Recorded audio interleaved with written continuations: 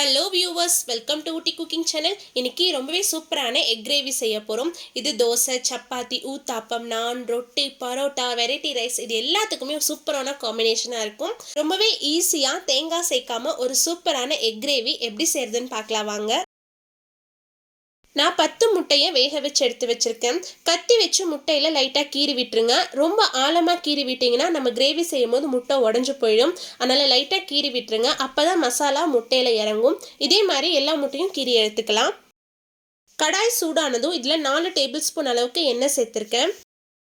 எண்ணெயில் நம்ம வேக வச்சு எடுத்து வச்சுருந்தா முட்டையை சேர்த்துட்டு முட்டையை எண்ணெயிலேயே லைட்டாக ரோஸ்ட் பண்ணி எடுத்துக்கோங்க.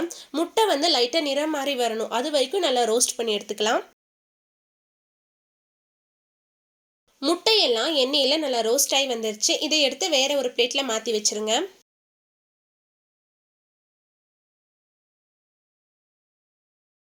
மீதம் இருக்க எண்ணெயிலேயே ஒரு பிரியாணி இலை, 2 துண்டு பட்டை, 3 கிராம்பு, 1 ஏலக்காய் சேர்த்துக்கலாம். கூடவே 1 டீஸ்பூன் அளவுக்கு சோம்பு சேர்த்துக்கோங்க. சோம்பு எண்ணெயில் நல்லா பொரிஞ்சதுக்கு அப்புறமா இதில் வெங்காயம் சேர்த்துக்கலாம். நான் 2 பெரிய வெங்காயத்தை பொடியாக கட் பண்ணி எடுத்து வச்சுருக்கேன்.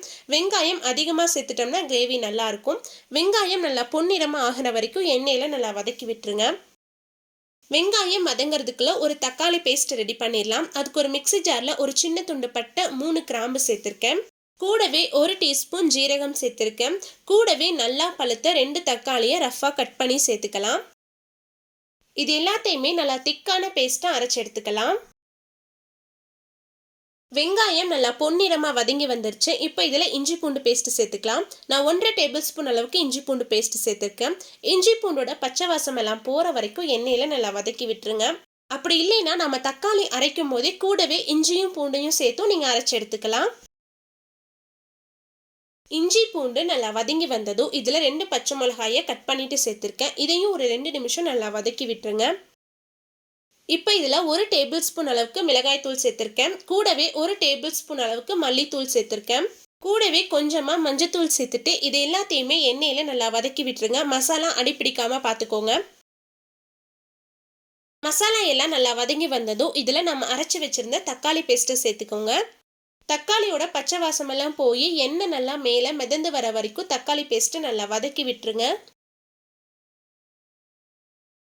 மசாலா எல்லாம் இந்த அளவுக்கு நல்லா வதங்கி வந்ததுக்கு அப்புறம் இதில் தண்ணி சேர்த்துக்கலாம். உங்களுக்கு கிரேவி எந்த அளவுக்கு திக்கான கன்சிஸ்டன்சியில் வேணுமோ அந்த அளவுக்கு நீங்கள் தண்ணி சேர்த்துட்டு நல்லா கலந்து விட்டுருங்க.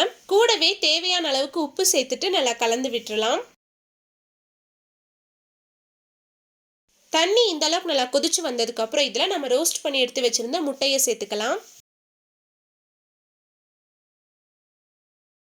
இது கூடவே நான் 1 டேபிள் ஸ்பூன் அளவுக்கு கஸ்தூரி மேத்தியை லைட்டாக க்ரஷ் பண்ணி சேர்த்துருக்கேன். இது சேர்க்காட்டியும் பரவாயில்ல, ஆனால் கஸ்தூரி மேத்தி சேர்த்தோம்னா நல்ல ஒரு ஃப்ளேவராக இருக்கும். கஸ்தூரி மேத்தி சேர்த்துட்டு நல்லா கலந்து விட்டுருங்க. மூடி வச்சு ஒரு 5 நிமிஷம் லோ ஃப்ளேமில் வேக வச்சு எடுத்துக்கலாம். முட்டை கிரேவி நல்லா திக்கானதுக்கு அப்புறம் இதில் கொஞ்சமாக பொடியான இருக்குன்னா மல்லி இலை சேர்த்துட்டு லைட்டாக கலந்து விட்டுருங்க. உப்பு சரியாக இருக்கான்னு செக் பண்ணி பார்த்துக்கோங்க. அவ்வளோதான், ரொம்பவே டேஸ்டான முட்டை கிரேவி ரெடி ஆயிடுச்சு. கண்டிப்பாக நீங்களும் உங்கள் வீட்டில் செஞ்சு பார்த்துட்டு எப்படி இருந்துச்சுன்னு கமெண்ட்ஸில் சொல்லுங்கள். உங்களுக்கு இந்த வீடியோ பிடிச்சிருந்தா லைக் பண்ணுங்கள், ஷேர் பண்ணுங்கள். மறக்காமல் ஊட்டி குக்கிங் சேனலுக்கு சப்ஸ்கிரைப் பண்ணுங்கள். மீண்டும் அடுத்த ஒரு ரெசிபியில் சந்திப்போம். பாய், see you soon.